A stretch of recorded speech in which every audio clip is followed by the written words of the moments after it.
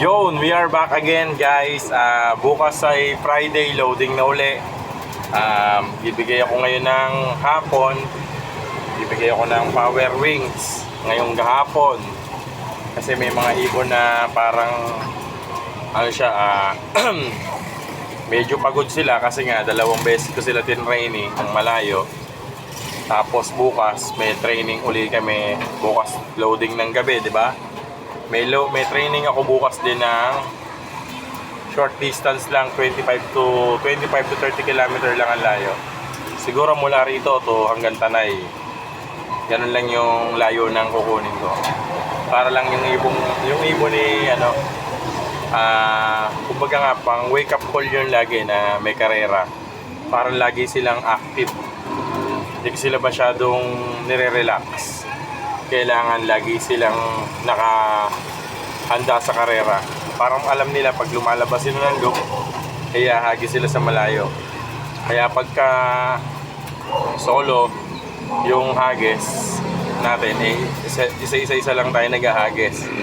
Dati kasi nagpo-post ako ng mga mid-toss. Naging problema, maraming nakikisabay.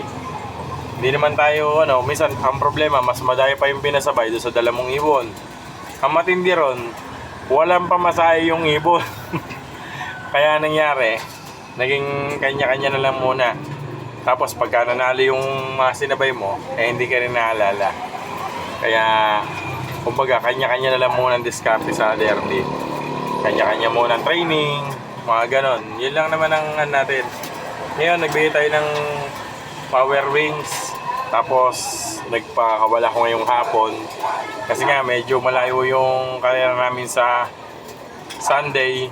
Kaya ito na, totoong karera na talaga. Siguro ang layo kasi layo din ng Apari. At sana wag tayong malasin. Lagi tayong seswertehin. Yan lang naman ang kalaban, malas at swerte. Tayo ngayon, binibigay natin yung lahat ng kaya natin ibigay na natin sa ibon.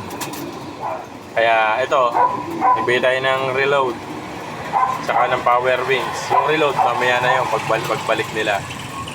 Ngayon nasa labas pa ibon kasi nga ayun, naririnig nyo tumutunog dito sa bubong. Malaman nagbubugbugin yung mga barako dun or